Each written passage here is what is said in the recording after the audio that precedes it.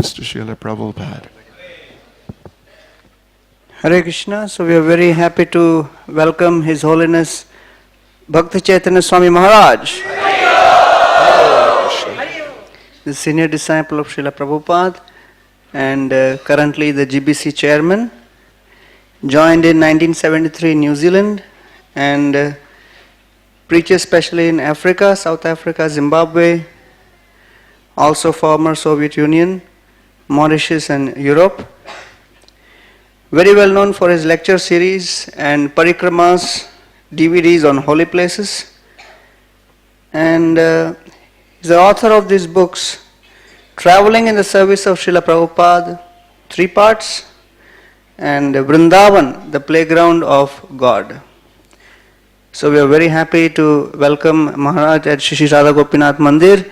He'll also be there for the Sunday festival along with His Holiness Niranjan Swami Maharaj.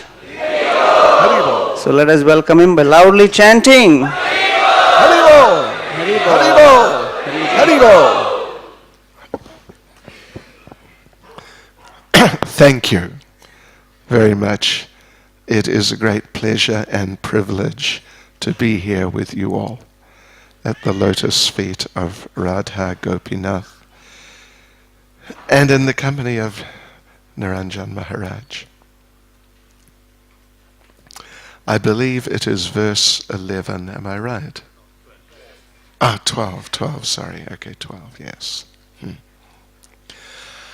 Om Namo Bhagavate Vasudevaya.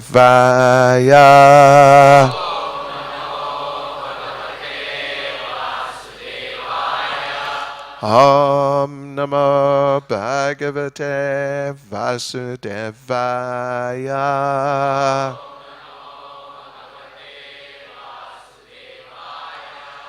Om Namo Bhagavate Vasudevaya.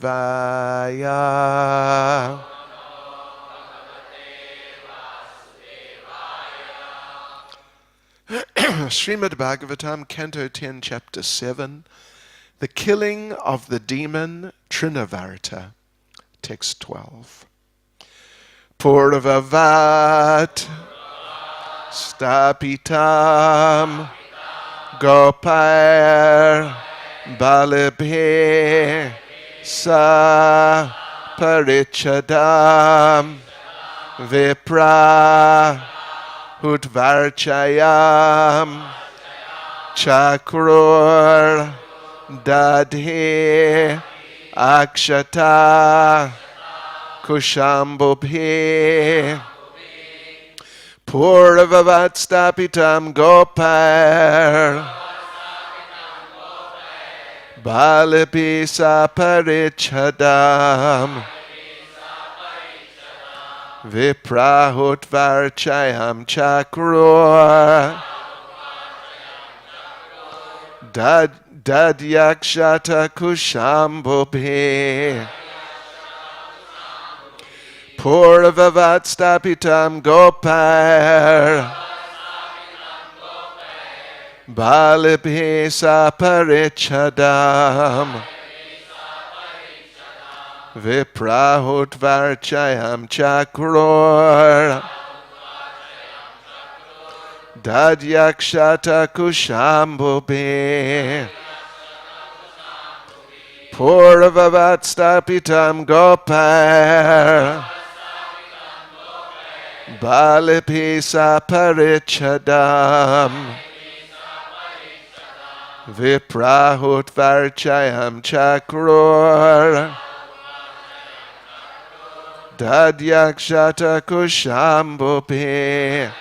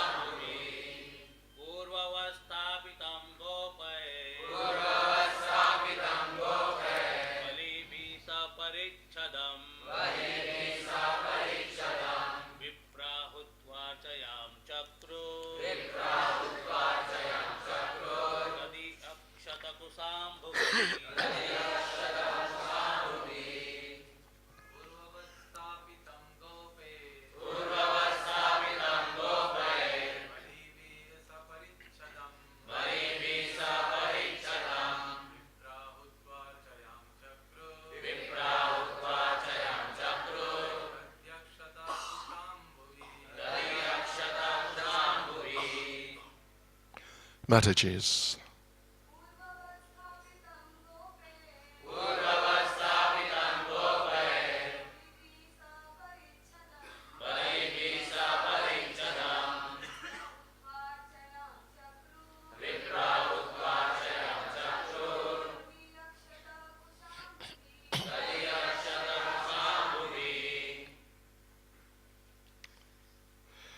Purvavat.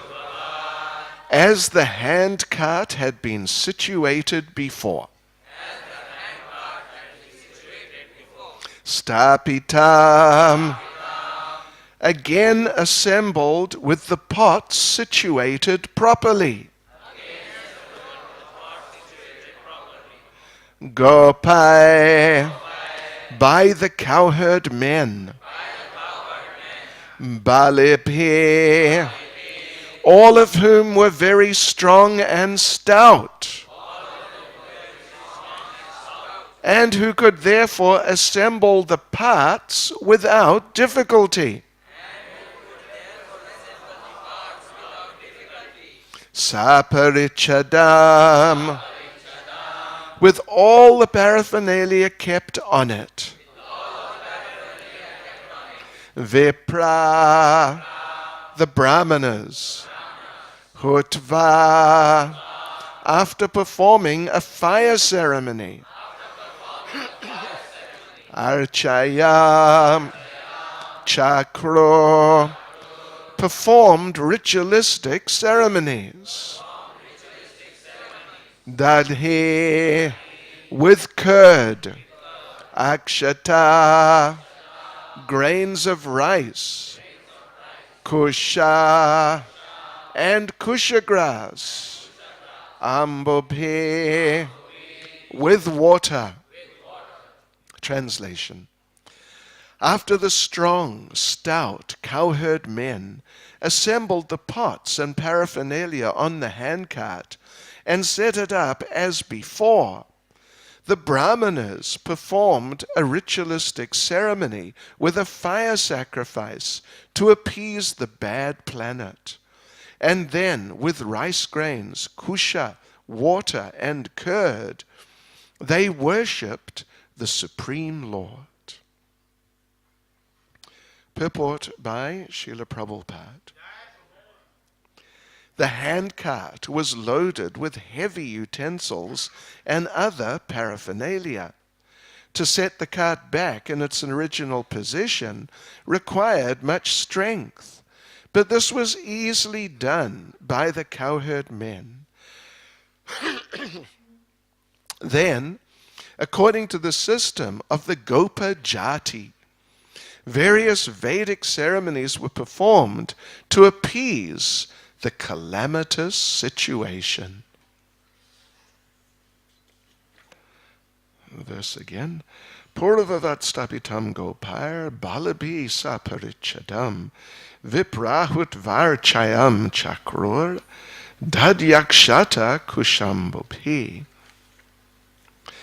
After the strong, stout cowherd men assembled the pots and paraphernalia on the handcart and set it up as before, the brahmanas performed a ritualistic ceremony with a fire sacrifice to appease the bad planet.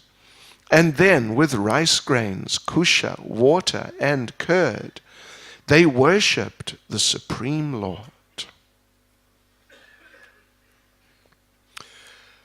Nama Om Vishnupadaya Krishna Prestaya Bhutale Srimati Bhaktivedanta Swaminiti Namane Namaste Saraswati Deve Gauravani Pracharane Nirvishesha Shunyavadi Paschatya Deshatarane Shri Krishna Chaitanya Prabhu Nityananda Shri Advaita Gadadha Shivasati Gaura Bhaktavrinda.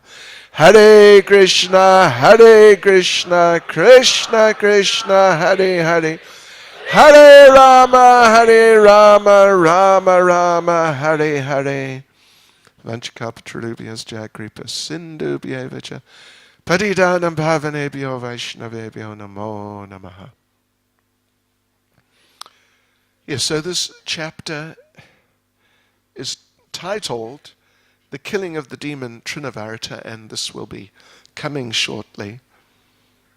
But here at this point, at the beginning of this chapter, is the description of the killing of Shakat Asura, who was, there are different descriptions, but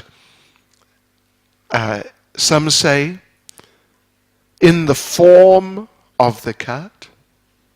He had somehow assumed that form due to his demoniac mystical powers. Others say he was on the cart, but in an invisible form, so no one had seen that here's this big nasty demon there. And Krishna kicked the cart, and that was the end of Shakatasura. One kick. You just read a couple of days ago, Srila Prabhupada mentions in the purport how Vishwanath Chakravarti Thakur, our great previous Acharya, has given the very nice analysis. In one sense, it is sort of slightly esoteric analysis, but also very beautiful and very appropriate analysis, that the fact that Lord Krishna, at the age of 3 months, this is now 3 months, at the age of 3 months, he was able to kill such a demon with one kick of his little lotus foot. This is proof. Not only is it proof that Krishna is God, but it is proof that Krishna is Swayam Bhagavan, the original Supreme Personality of Godhead, in person, the very one, Swayam, the actual very one in person, Bhagavan, the possessor of all opulences. So one little kick from Krishna's little lotus foot, and that was the end of Shakatasura. And it was so easy. And he was not a small demon. He was not like the demons of today, just some small insignificant person, a small amount of Shakti, but in the midst of many other small people, they may become prominent as demons, like the modern day politicians, etc. So, that Shakatasura, he was big demon. Very, very powerful. But one little kick, and he was gone. And see you in your next lifetime, Shakatasura. Fear Malenge. So, Bad Malenge. I can't say next lifetime in Hindi. My Hindi is not that good. Bahut kharab hai. So,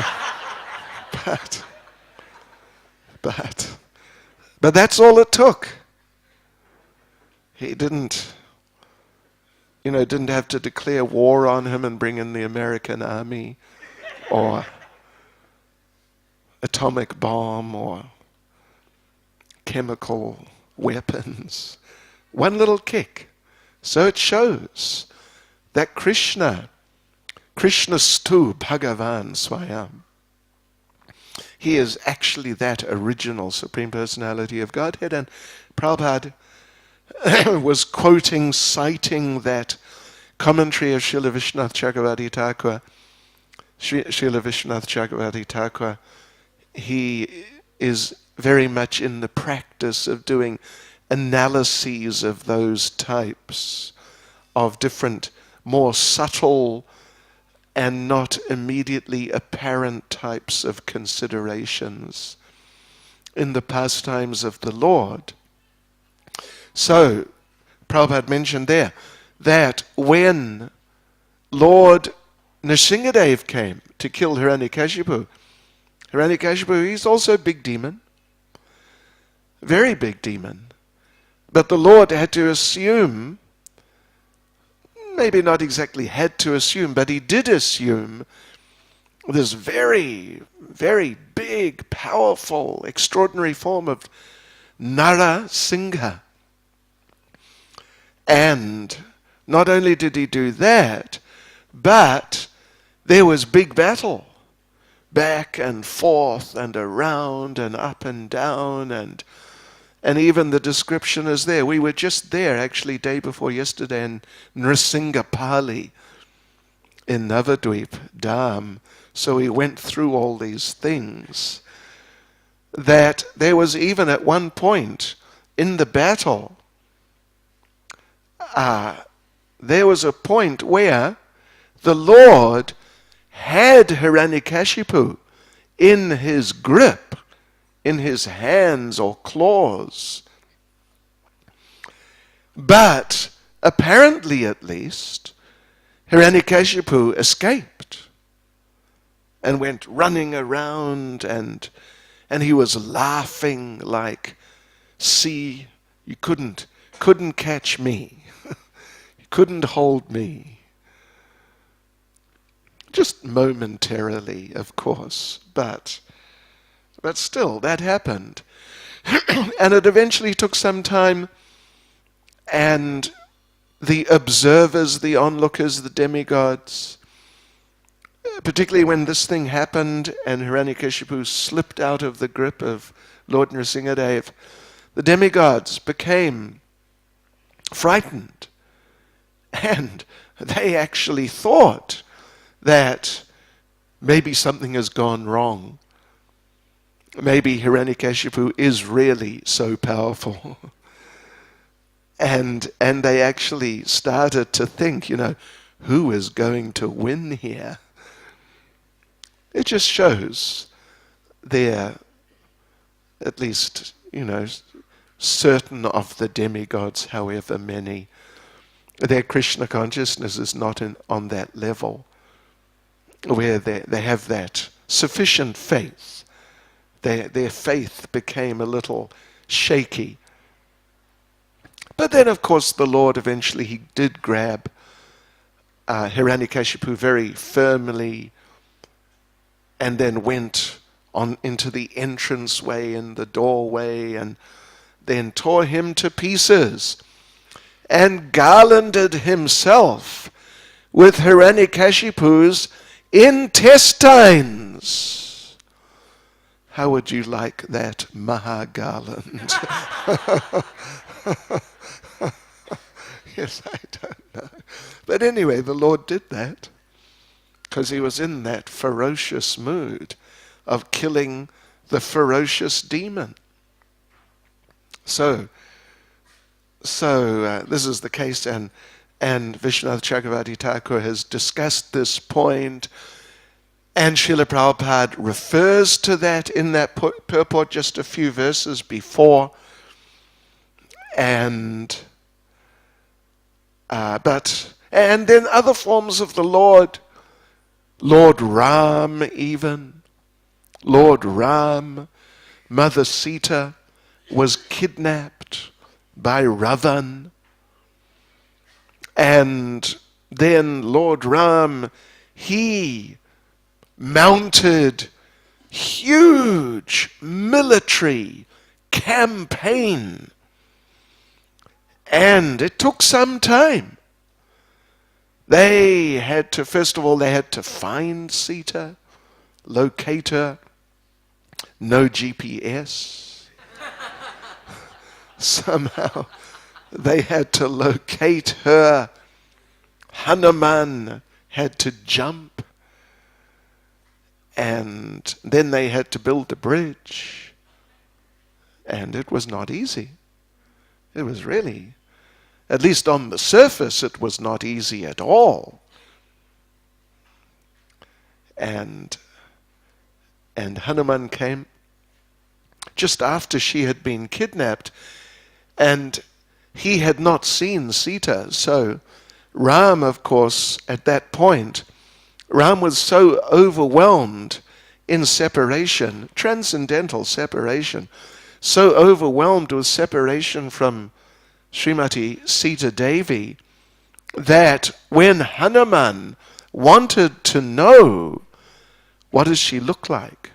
We will go out and look for her. We will find her. So just tell us what she looks like. But he couldn't speak to Ram. Ram was just too overwhelmed, so he spoke to Lakshman. Tell me, what does she look like? We'll find her. You can depend on us. And Lakshman said, I don't know what she looks like. And Hanuman said, no, I mean, please, I'm talking about Sita, your sister-in-law. Tell me, what does she look like? We want to help. We want to find her. Tell us what she looks like. And Lakshman said, no, I really don't know what she looks like. And Hanuman said, please, don't joke with me. Just tell me what she looks like. We are here to help. And Lakshman said, no, really, I don't actually know what she looks like. I've never looked above her feet. And then he gave beautiful description of the lotus feet of Sita Devi. And when Hanuman jumped across to Lanka, and there in the Ashok Grove, he found Sita, but he didn't know for sure, so he had to test, and he showed, of course, the ring. That is mainly what people understand as how the identification was done. But actually also, he looked at her feet, and he saw the same beauty, the same markings, and he understood, aha, this must be Sita. Because a ring, anyone can get a ring. Someone could just go to Shanghai and get a whole lot of rings made. But feet, you can't duplicate feet. That's more difficult. So he understood, this is definitely Sita Devi. So then big military campaign. And so many people died. Millions died. And on the last day, when Ravan was on his own, everybody else was finished on his side. Ram, of course, he was sort of like, you could say, the eternal materialistic optimist. He came out and saw the great army of Lord Ram and the number of warriors, monkeys, bears, and so on there. The number which is given by Valmiki is 1 koti maha-oga. It sounds like a big number. 1 koti, that's already big. 1 koti maha-oga is 1 followed by 64 zeros. But Ravan, as the great optimist and extremely self-confident in terms of his military capabilities, I mean his own strength, he saw them and he thought, no problem. No problem. I'll just kill them all. One Koti Maha Oga, one followed by 64 zeros. One devotee calculated, to kill them all, you would have to kill, if I remember correctly, one every second for an entire day of Lord Brahma.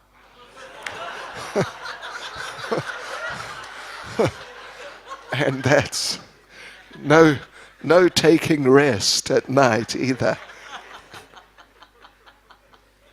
Chobis Ganta. Haradin.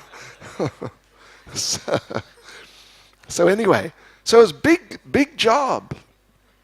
But Lord Ram eventually killed him. Eventually killed him with that special Brahmastra weapon. So, of course, we should never think that the Lord in any of these other forms is limited. I mean, at least particularly compared to people like Hiranyakashipu, Ravan. Even though by our standards, Hiranyakashipu, Ravan, they're so much more powerful than any of us or any materially conditioned soul. Compared to any form of the Lord, just simply one flick of the finger, and that's it. Srila Prabhupada describes about Ravan that Krishna, Ram, was in the heart of Ravan also. Ram was also in the heart of Ravan, as the Lord is in our hearts and the heart of every living entity. So Lord Ram was in the heart of Ravan also. And by his mystical power, just simply by being there, he could have simply turned off the switch in Ravan's heart. And that would have been the end of Ravan. That would have been it. But he didn't do that. And he could have simply rescued Sita just by his mystical power. In 1 second, he could have just rescued her. He could have just stopped Ravan before he kidnapped Sita. So this is not even child's play for the Lord. It is just nothing.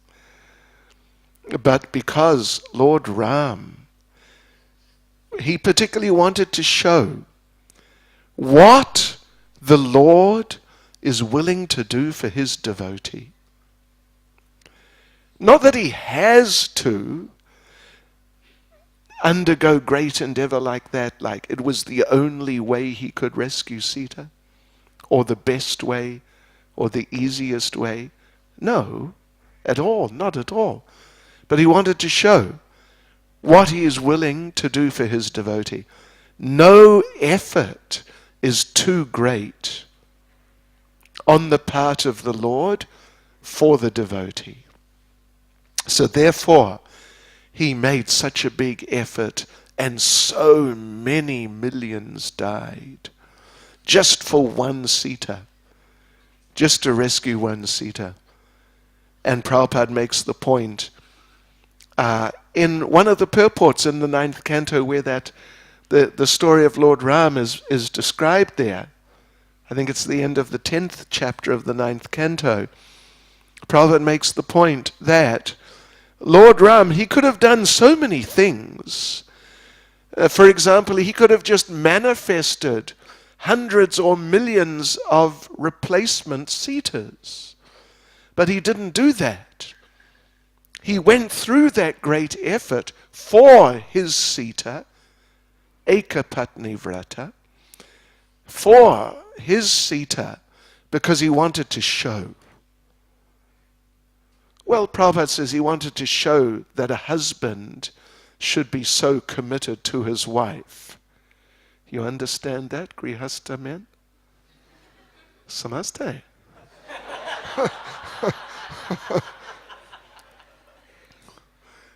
But Ram, he wanted to show that. He did show that.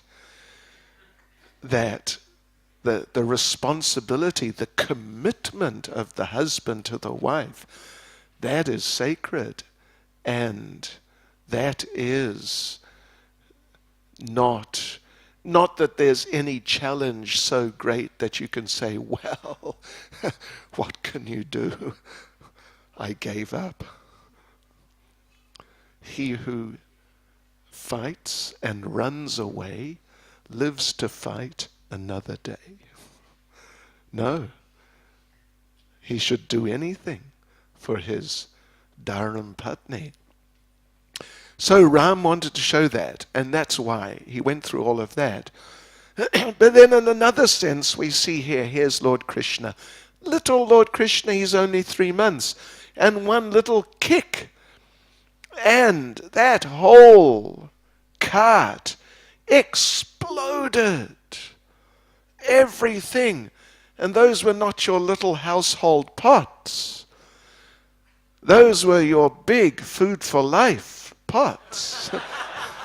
You know, 2 people are needed to lift it when it is empty.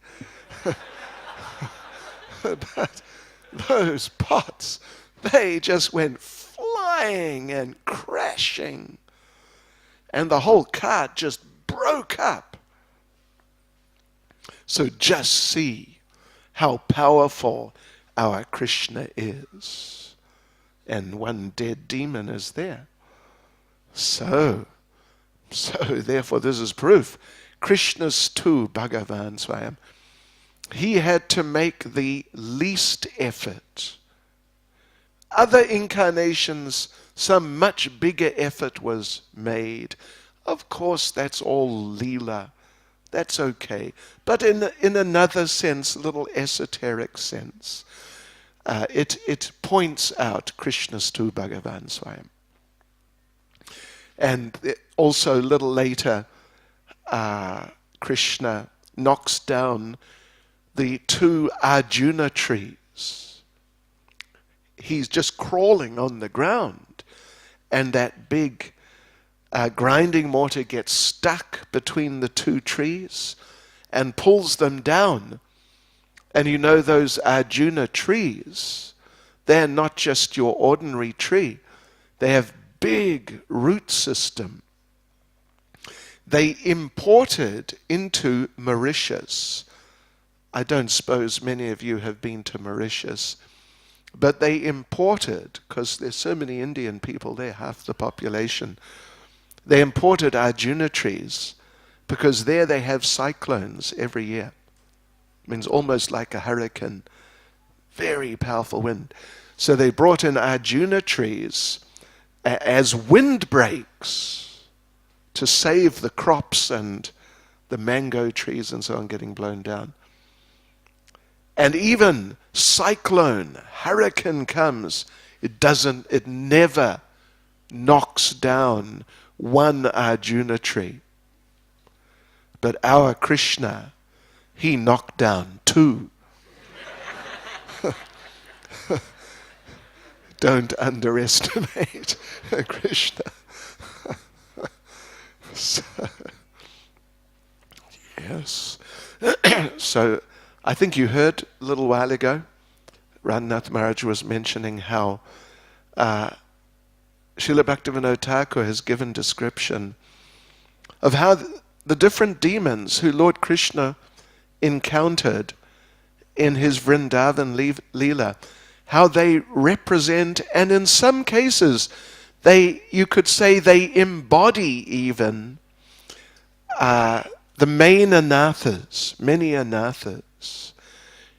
unwanted things, different challenges which arise internally, externally, mainly internally, as the devotee tries to progress in Krishna consciousness.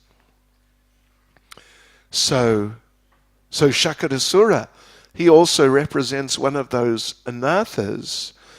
And particularly, of course, these things can also be seen from different perspectives.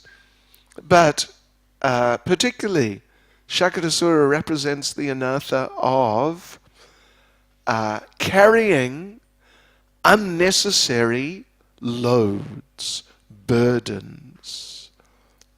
The cart is there for carrying all sorts of heavy things which otherwise you can't carry yourself. So you get a cart, and then you can sort of carry it.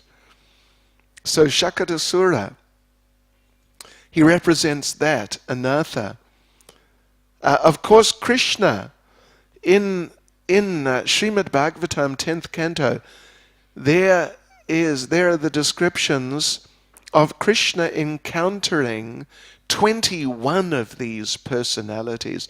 Not all of them are exactly demons, but in terms of representing anathas, there are 21 examples given, including Indra in the Govardhan Leela.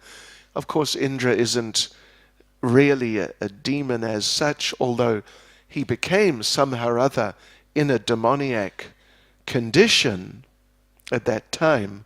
Even Lord Brahma stole the cowherd boys and calves. And obviously he's not a demon, he's the head of our sampradaya. But still, somehow, by the Lord's arrangement actually, just like Arjuna in Bhagavad Gita, by the Lord's arrangement, he's not bewildered, but by the arrangement of the Lord he became bewildered. Yudhisthira, after the battle, by Krishna's arrangement, became bewildered. Thought he had to do some Ashvamedha or do something to overcome the sinful reactions.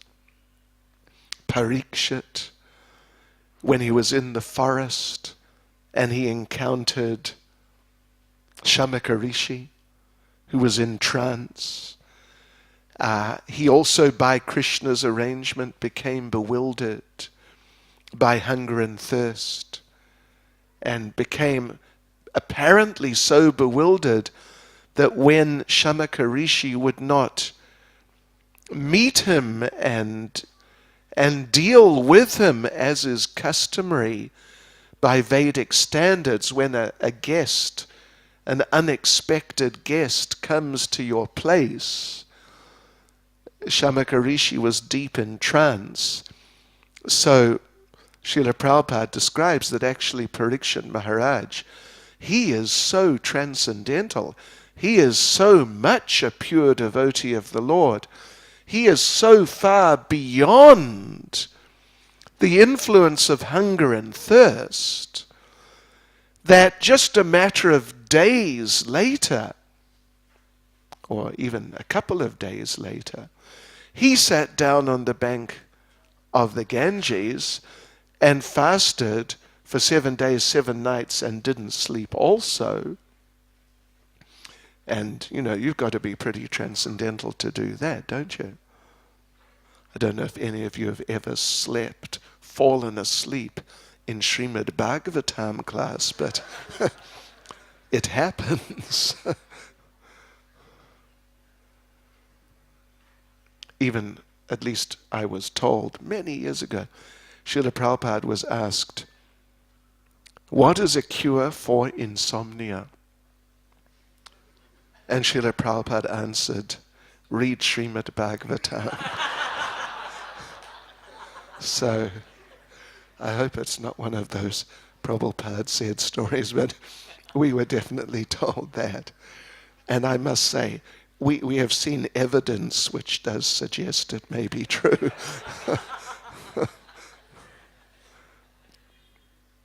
But he sat there 7 days, 7 nights. He didn't eat, didn't drink. And he didn't sleep. Nothing. And he was not dozing off. He was never looking at his watch and wondering, when is prasadam going to be and what will prasadam be? dokla or khichdi. What will it be today? Cutlet. So yes, so it was the Lord's arrangement. Prabhupada points that out very clearly there. Yes, it was the Lord's arrangement. So Lord Brahma, he became superficially bewildered, apparently bewildered, but it was the arrangement of the Lord. Just so we can learn, everyone else can learn. Doesn't matter how big devotee you are. Oh, big devotee. I have been chanting 16 rounds 10 years. I'm senior devotee. 20 years. So that example is there just to sober us. If it can happen to Lord Brahma one way or another, it can definitely happen to me. So you get all these people in Krishna's Vrindavan pastimes. There's 21 particular demons, shall we say. Many of them are actually demons, but some of them are not exactly. And Krishna deals with them. Most of them he kills.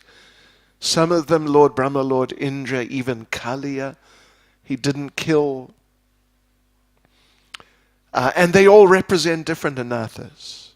Of course, Srila Prabhupada also explains at some point through these chapters here, last chapters that he translated and commented on, Prabhupada makes the point that it was not that Krishna only met 21 demons. There were many more. In fact, Prabhupada makes the point that actually every day there was demons. Every single day. Particularly when the cow herding pastimes were going on. Prabhupada makes the point that every single day before lunchtime, immediately before, one demon would come. And there would be big battle, and Krishna would kill the demon, and the cowherd boys would cheer, and the demigods would shower flowers, and it was every day. It was simply every day. And Srila Prabhupada makes the point that it became such a regular daily function that it became accepted that as soon as the demon was killed, it was time for lunch break.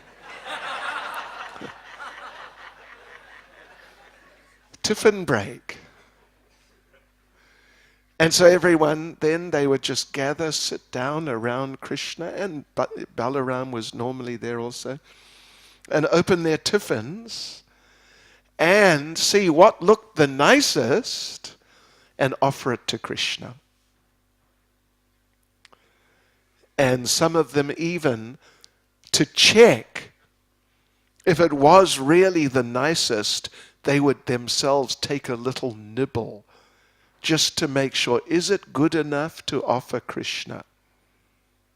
This is very high level devotional activity. When we are cooking for Radha Gopinath, we don't do that. But they would sometimes do that. And then offer it to Krishna if they felt it was good enough. So that was it. That was taken. It became the pattern. Every day, after first demon, lunch break. Yes. The devotees would tell me from many years ago, I don't know if it still happens, like in the very early 70s, they were here in Bombay trying to get permissions for building Juhu Temple and queuing up in the long lines. Finally, you get to the head of the queue. The clerk pulls out the sign lunch break. And then he sits there right in front of you and has lunch break. So, then after lunch, continuing on with all different pastimes and just very blissful, ecstatic, wonderful, amazing pastimes. And then late afternoon, maybe 4 o'clock, whatever, 5 o'clock, something, then second demon comes. And again, big battle. And again, of course, demon dead. And then it is the sign, time to go home. And Prabhupada makes the point that they became so absorbed in their exchanges with Krishna out there in the cow-herding fields. If the first demon had not come, they would not have stopped for lunch. And if the second demon had not come, they would never have gone home. Because after all, what tough young cowherd boy who is worth, as they say, his own salt, means he really is a tough young guy. What young boy wants to go home to mummy? You don't do things like that. People will think you're a sissy. So Prabhupada makes this point. They would have just carried on. They would have just carried on. And never gone home. Because they were just so happy. They were too happy there in those pastimes. It was really amazing. And even interesting little point is that when that pastime happened, where Lord Brahma stole the cowherd boys and calves, then Prabhupada actually explains also that Krishna expanded himself. He went home and he expanded as the cowherd boys and the calves, and they all went home. But the cowherd boys and calves stolen by Lord Brahma, they were Maya cowherd boys and calves. They were not the originals. So where were the originals? They stayed in the forest for a whole year. And they were just moving around in the sort of general area. And when their fathers would come out with the cows by Yoga Maya's arrangement, the boys would just move off to another area so their fathers wouldn't see them, because no demons were coming, because Krishna was preoccupied with this whole Brahma Vimohana Leela. Anyway, so you get all these demons. You get so many demons. Even some days, 3 demons would come. Vyomasura came immediately after breakfast. Even some days, 3 demons. So in other words, there was really a lot of demons. There were thousands of demons. But we read of, say, 21, if we just, for the sake of the description, include these Govardhan Leela and like that under this general heading. So Shakadasura then, he represents this anatha of carrying the unnecessary load of, it may be material responsibility.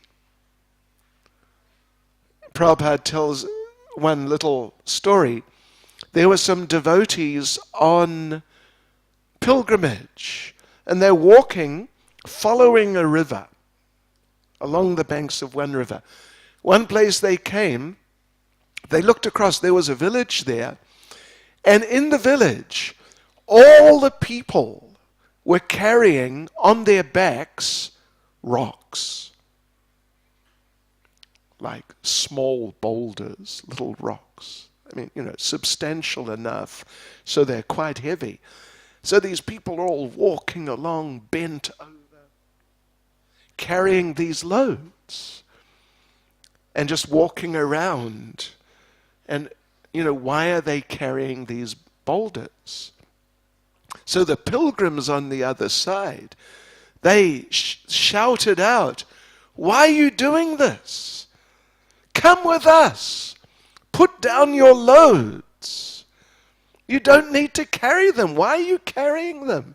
You're wasting your time." But all those people in the village on the other side, they said, "No, no, no. We have to carry them. They're our responsibility. We have to carry them."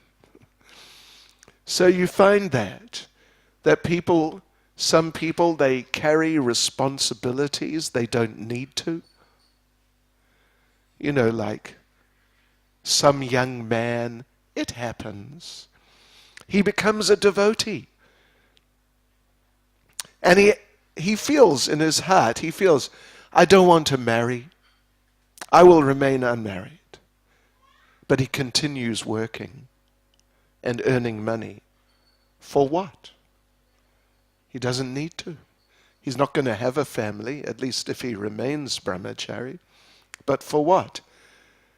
And sometimes they don't really think for what. And it just becomes an unnecessary burden where you could really just get into brahmachari life wholeheartedly. So on one hand, Shakatasura can represent that sort of burden. On another hand, Shakatasura can represent the burden of material concepts, material conceptions of life. That even when we come into Krishna consciousness, we may, and even it's almost inevitable that we do, bring with us some sort of baggage of material conceptions from our previous material life and how we used to see things and even different values we may have maintained, etc. But this is also like an unnecessary load. Like some devotees in South Africa where I'm based, we have also a substantial Hindu community, and many of them get involved with our movement, and many of them. But some of them still watch television.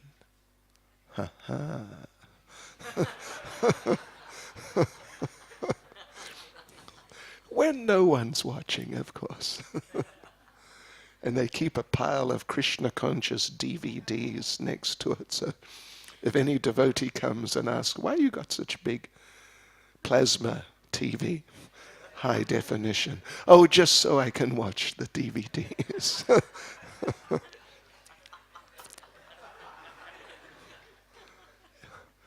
But actually, sometimes when nobody is watching, they may watch Saas Bhi Kabhi Bahuti.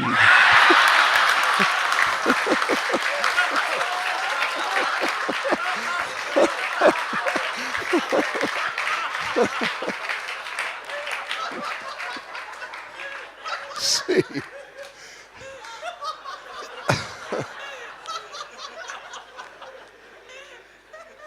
Just see. Even the brahmacharis have heard of it.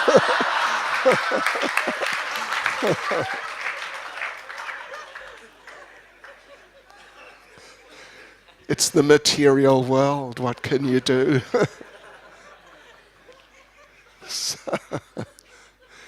So, you may think it may make you laugh. Something may be humorous, even though it's got nothing to do with Krishna consciousness, but it may be funny. And who knows, you might even get a little realization from it.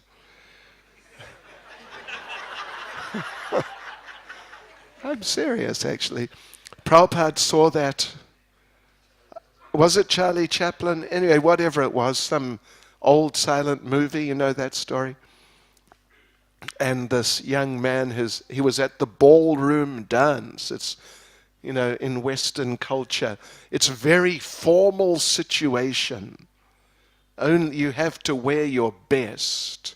You probably have to rent the clothes. Yeah. So, and this young man, he's dancing, and then his coat got ripped.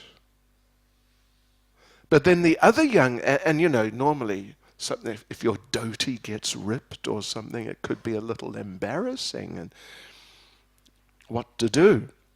But somehow or other, material life is so crazy sometimes that other young men saw this rip up the back of his jacket and thought, oh, look at that. This looks cool. I must also get one. So they were all ripping the backs of their jackets.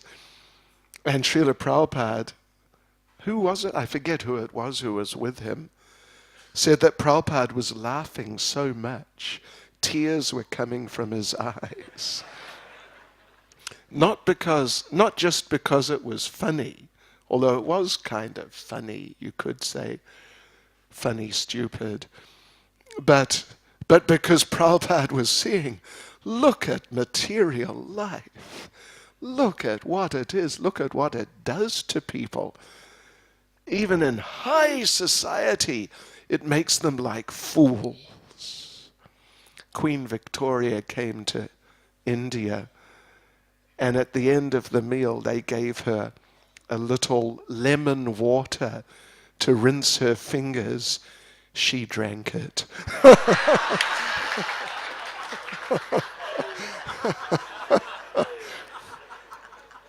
So much for Western culture.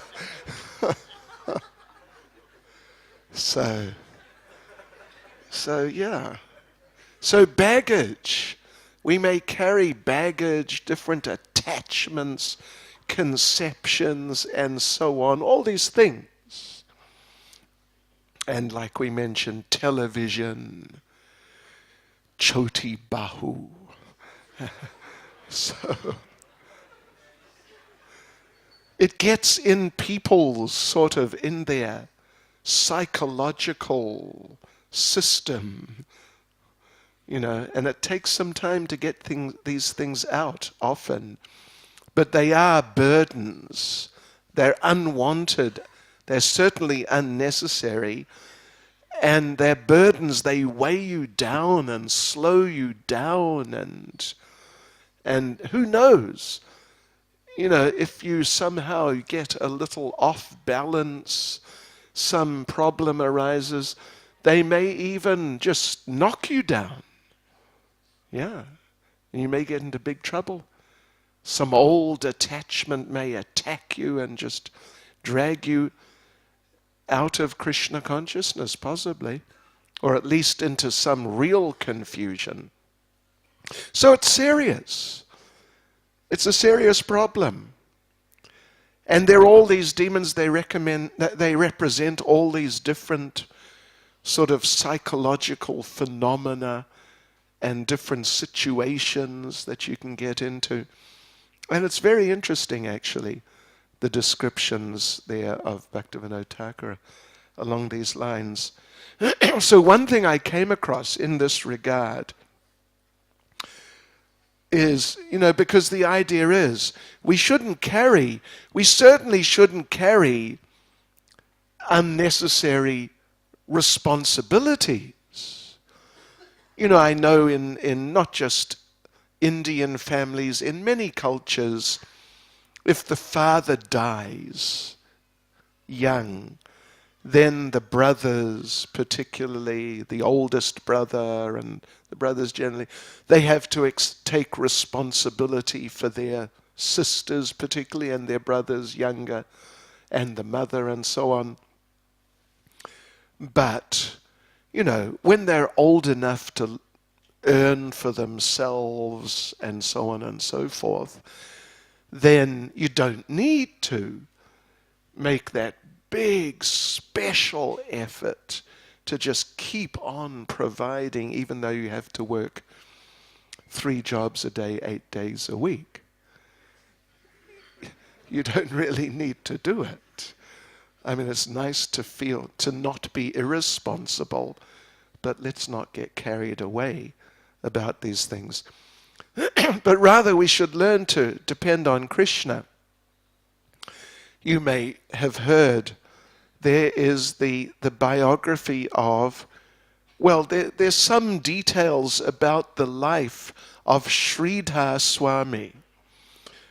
The old Bhagavatam commentator, that particular Sridhar Swami, very great devotee and sort of very special preacher. So he was small. Now what happened? His mother died. Am I right? And he felt he should look after his brothers. Have I got it right? Was it his wife? His wife died. Should he look after the baby? But then what happened? He saw some bird, something happened with a bird. Was it lizard? Okay, you should tell the story. But then he saw this little baby lizard got separated, right, from the mother, and he was living. Life was going on. So he thought, okay, let me just leave home and just not accept an unnecessary burden. So there's a very nice story, which Srila Prabhupada tells himself, you may have read. It was during a class, about depending on Krishna and how Krishna can be depended upon, and Krishna is dependable. And it's not like, let us depend on Krishna and hope for the best and keep an insurance policy in the background just in case Krishna doesn't come through or something like that. So Srila Prabhupada tells the story of one devotee called Arjuna Acharya, who was living in South India. And this Arjuna Acharya, he was very fond of Srimad Bhagavatam.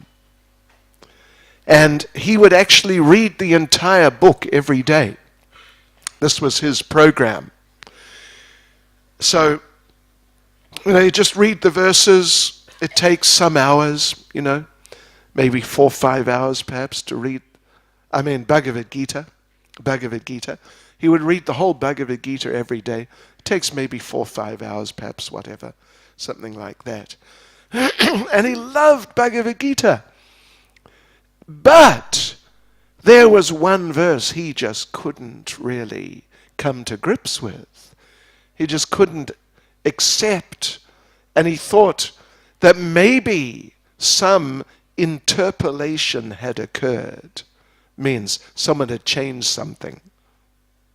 And therefore this verse, what it seemed to say, was not actually what Krishna really said or what Krishna really meant. So that was 9:22.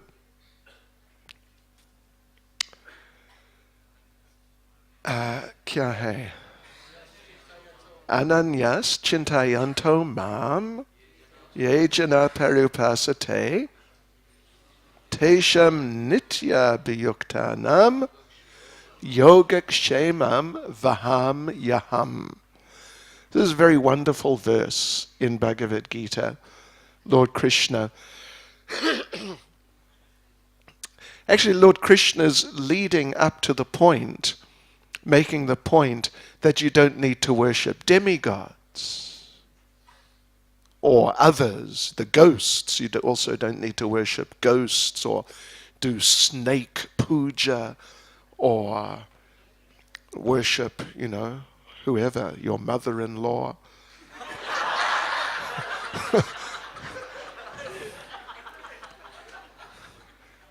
Just remember, always be nice to your mother-in-law. I'm sure she is not a second Jatila. So,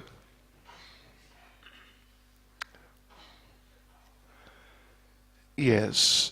Well, and that's, along with television, that's another anatha for people from Hindu backgrounds who become devotees. And I've seen many times, I don't know how many. Out in the main place, there's nice Hare Krishna altar, Paka, Prabhupada, Parampara, Krishna Gornatai Nrsingadev, Ki Jai. And then you go to the back somewhere, around the back, there's another cupboard you open. Oh, there's all the demigods there. Kali Ma.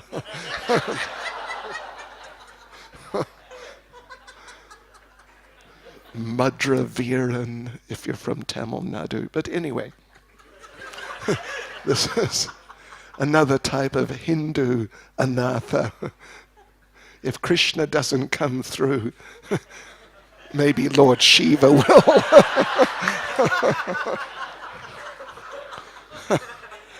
Or Ganpati. He will remove the obstacles if Krishna doesn't. So anyway,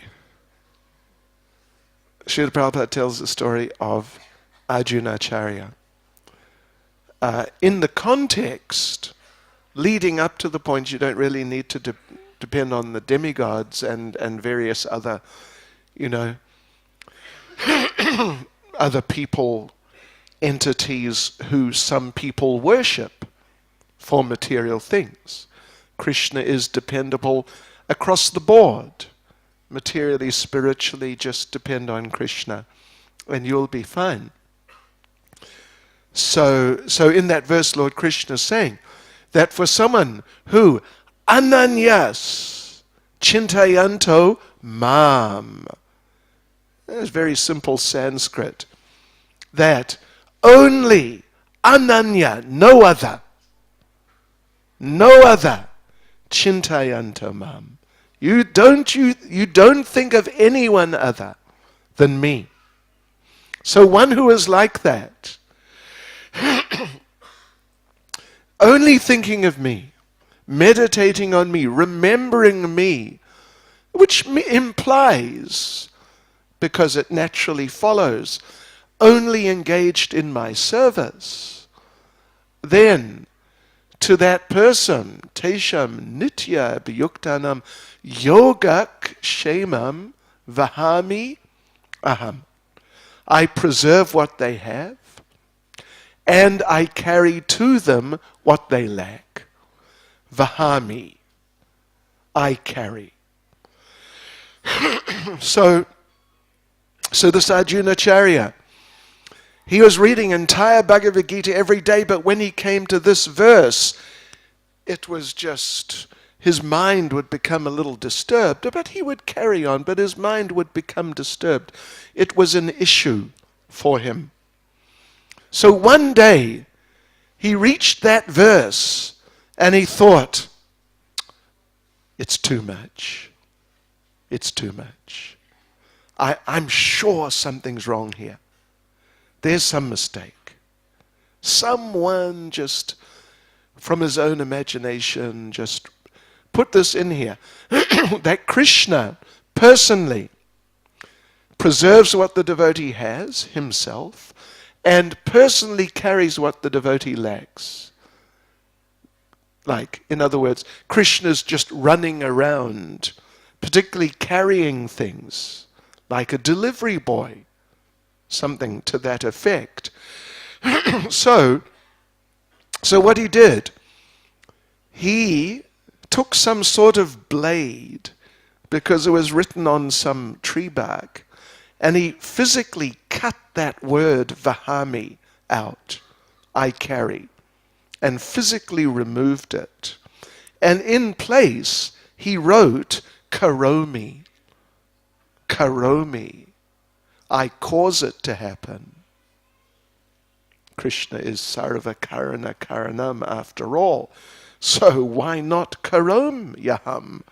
I cause it to happen by whatever means, some means or other. So he wrote that there, and he thought, yes, now I've done a good thing. And then he went off to beg food for lunch. His wife stayed home. He went down to the market to beg. His wife is waiting at home. There's a knock on the door. She opens the door. There are these two young boys. One very dark-skinned, black practically, very dark-skinned. And one boy, very white-skinned, like white. People may say, I am white. But I am not white, am I? This is white. Actually white-skinned. And they had baskets full of all these types of foodstuffs, raw ingredients, vegetables, grains, spices, ghee, etc.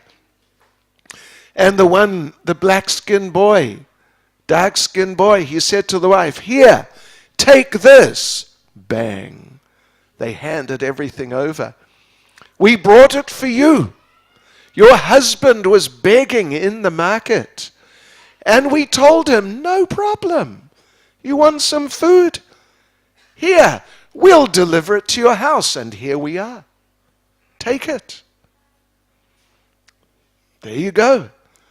And the wife was so happy. And she said, well, please come in, sit down and wait. I will cook a feast, and when my husband comes back, we'll all have feast together. And that dark-skinned boy said, no, no, no, no, no. I'm not waiting for your husband to come back. I'm going to get out of here before he gets back. And the wife was surprised. Why? What's the problem? And that dark-skinned boy said, there I was, telling your husband, no problem. Here, look at all of this. You can have it all. We will take it to your house. And he hit me. He hit me on the back with a stick. He hit me. And he cut my back. See? And he turned his back, and the wife saw on the back of that boy, dark-skinned boy, there are these nasty cuts. And she couldn't believe it. My husband did that. How could he do that? It's not possible. When you're helping like this, what's going on? And she became bewildered, and the boys left. And a little later, Arjuna Acharya came back empty-handed. Nobody gave anything today. But then he saw his wife cooking a big feast. And he asked her, what happened? Where did all this come from? And she said, you know. Those two boys you met in the market, that very dark-skinned boy and the white-skinned boy, you know. And they offered, you can have all this food. And they offered to bring it here. And they did bring it here. But you hit that dark-skinned boy on the back. You cut his back. How could you do that? And now Arjuna Acharya became bewildered. What dark-skinned boy? What white-skinned boy? I never met such boys. Nobody offered to give me anything today. What do you mean? And the wife said, oh no, don't say that. They were such nice boys. Despite the fact that you hit him in the back, you cut his back, still he brought all the food. What nice boys.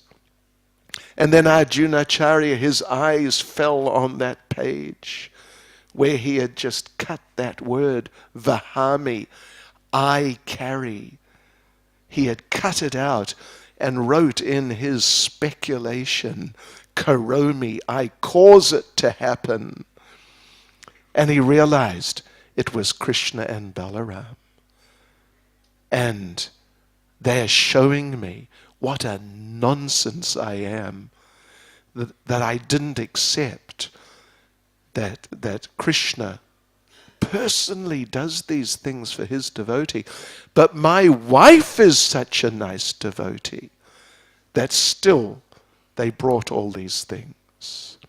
So that Arjuna Acharya went out in the street.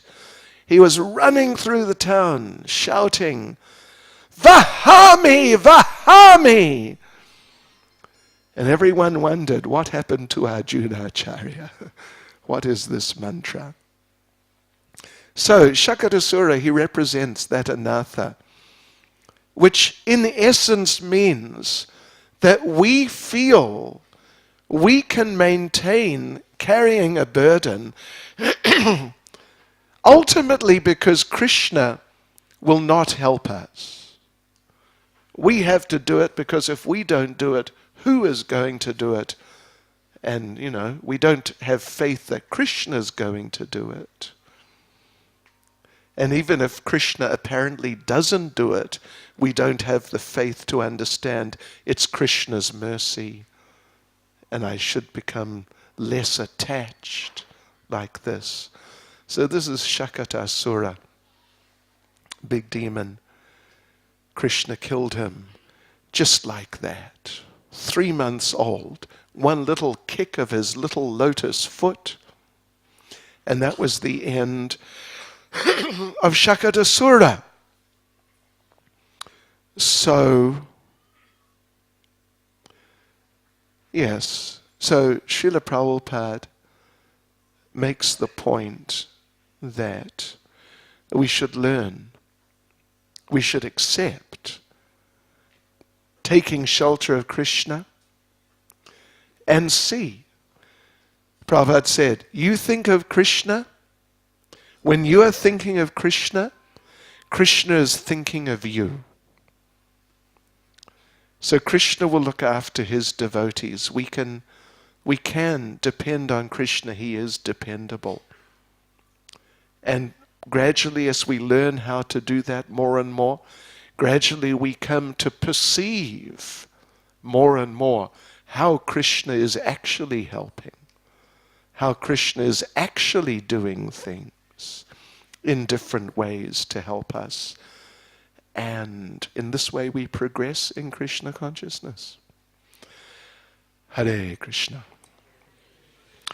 Any comment or question? Maharaj, some comment, please.